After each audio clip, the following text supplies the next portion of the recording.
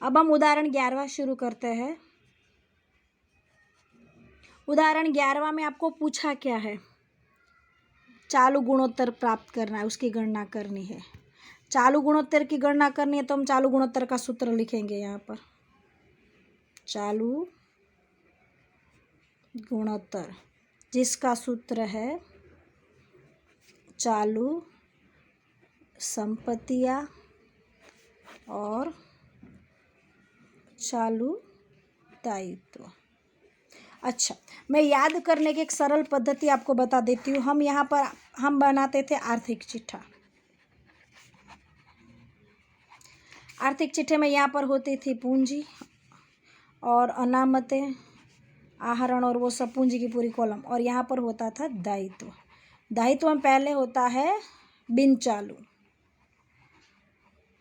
और फिर होता है चालू, और यहाँ पर संपत्ति में भी वही सिर्फ संपत्ति। यहाँ पर है पूंजी और दायित्व की कॉलम ये, और ये है संपत्ति की कॉलम, जिसमें पहले होती है बिन चालू संपत्ति, फिर चालू संपत्ति और फिर प्रवाही संपत्ति और फिर अवास्तविक इस तरह से।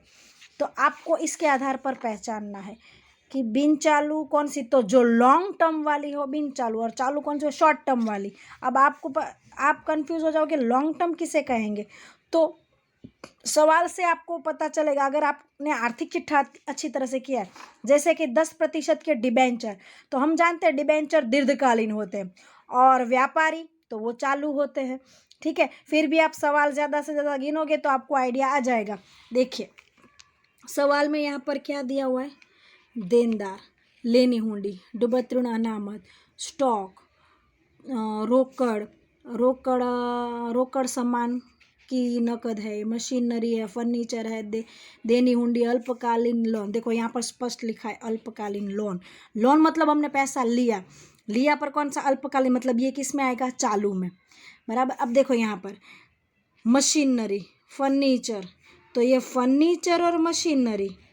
अब आप बताओ ये कौन सी संपत्ति कहलाएगी, मशीनरी और फर्नीचर कौन सी संपत्ति कहलाएगी, लॉन्ग टर्म की, क्योंकि मशीन हम कभी 1 साल से ज़्यादा के लिए यूज़ नहीं करेंगे, ऐसा नहीं बनेगा। फर्नीचर भी, हम कोई भी फर्नीचर व्यवसाय के लिए खरीदेंगे तो उसको कम से कम 2-3 साल से ज़्यादा में उपयोग में लेंगे, जैसे सोफ़ा सेट है, टीवी है, बेड है, कोई फर्नीचर, कोई भी फर्नीचर। मशीनरी तो हमने कोई मशीन, जैसे कि गाड़ी है, कोई यंत्र खरीदा है व्यवसाय के लिए, कोई फिल्टर खरीदा है, तो ये मशीनरी। तो मशीनरी और फर्नीचर आपको सिर्फ पहचानना है अपने सवाल में से कि मशीनरी मतलब हम लॉन्ग टर्म के लिए खरीदेंगे, फर्नीचर तो ये हमारी संपत्ति कौन सी है, बिन चालू यानी लंबी अवधि की, और हमें कौन सा चाहिए, चालू।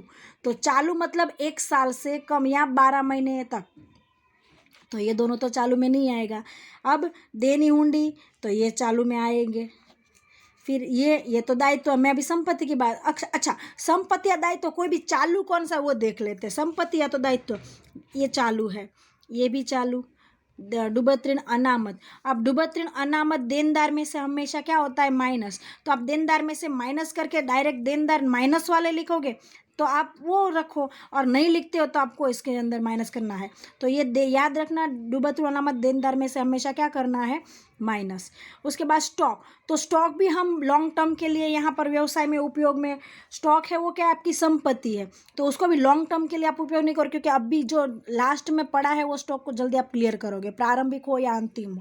प्रारंभिक है तो सुबह पहले उस स्टॉक को क्लियर करोगे, अंतिम है तो भी उसको दूसरे दिन के लिए प्रारंभिक बना के क्लियर करोगे, तो स्टॉक है वो भी चालू में आएगा। रोकड़ है वो तो आप जानते हो फटाफट क्लियर होती है, 1 दिन के अंदर रोकड़ बदलती है, तो रोकड़ भी चालू में आएगी।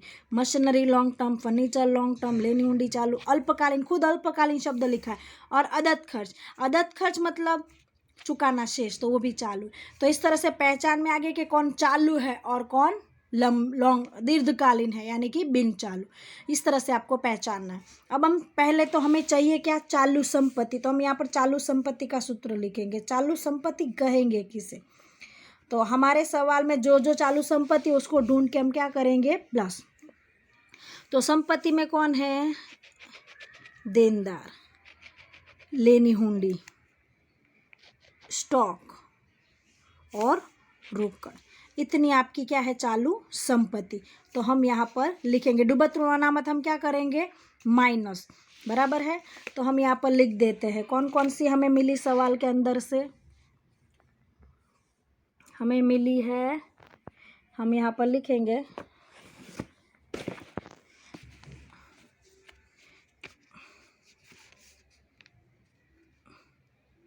देनदार माइनस उसमें से डूबत ऋण अनामत करके, प्लस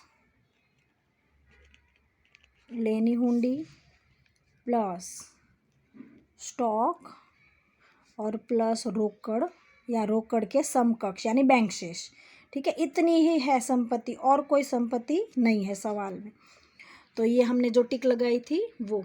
अच्छा, रोकड़ ये देनदार है आपके 1,80,000, उसमें से डूबत ऋण अनामत है 10,000, यानी देनदार हुए 1,70,000, देनी हुंडी है 30,000, स्टॉक है सवाल के अंदर 30,000, और रोकड़ या बैंक शेष समकक्ष मतलब बैंक शेष वो है 45। तो ये हुए 1,70,000, उसमें से 30,000 आप 30,000 उसमें ऐड किए 2 लाख, उसमें 30,000 ऐड किए 2,30,000, 45 ऐड किए 2,75,000। तो आपकी चालू संपत्ति हुई 2,75,000। तो जो सूत्र में लिख पूछा हुआ है वहाँ पर हम वो फिलअप कर देंगे 2,75,000। अब आपको पूछा क्या है, चालू दायित्व, तो वो भी हमें ढूंढना है, सवाल में से तैयार दिया हुआ नहीं। आपको सवाल में तैयार है तो हम सूत्र में तैयार लगा लेते हैं, हमारे सवाल में तैयार है ही नहीं तो हम ढूंढेंगे। अब यहाँ तक पहुँचे थे हम, ये हमने देख लिया था। अब दायित्व देखते हैं, मशीनरी फर्नीचर वो संपत्ति है पर लॉन्ग टाइम की, ओके। देनी हुंडी दायित्व है, अल्पकालीन लोन है वो भी दायित्व है, और अदद खर्च, ये 3 दायित्व सवाल में है, वो लिख देंगे यहाँ पर हम। देनी हुंडी, अल्पकालीन लोन, और चुकाना शेष खर्च यानी अदद खर्च। देनी हुंडी सवाल में है 20,000, अल्पकालीन लोन है 90,000, और अदद खर्च है 27,500। तो 20 और 90 1,10,000, और उसमें 27,500 ऐड किया तो 1,37,500। तो यहाँ पर वो हम लिखेंगे 1,37,500। तो इसका ये दुगुना है, तो रेशियो आएगा 2। तो आपको 2 नहीं लिखना है, ऐसे लिखना है 2:1। अब आप देखो, संपत्ति दुगना है, दायित्व उससे आधा है। तो संपत्ति आपकी ज़्यादा है और आपका चुकाने का दायित्व यानी आपका कर्ज कम है, तो आपकी स्थिति कैसी हुई, अच्छी, सद्धरता अच्छी है। व्यवसाय की प्रतिष्ठा, शाख प्रतिष्ठा बहुत अच्छी है, क्योंकि जब वो उधार माल लाई है पर उसको चुकाने के लिए उसके सामने उसकी संपत्तियाँ अधिक है, तो इसको अनुपात में लिखा जाता है। चालू गुणोत्तर या तरलता का जो भी गुणोत्तर है उसको आपको अनुपात में लिखना, आपको 2 करके नहीं करना, 2:1। और अगर आपको सवाल पूछा है कि तरलता कैसी है तो आपको यहाँ पर लिख कर भी बताना है कि संपत्तियाँ दायित्व की तुलना में अधिक है, इसलिए व्यवसाय का तरलता का अनुपात अच्छा है, व्यवसाय की शाख प्रतिष्ठा बहुत अच्छी है, व्यवसाय की स्थिति या सद्धरता अच्छी है। इस तरह से आपको उत्तर भी लिखना अगर सवाल में पूछा गया है तो।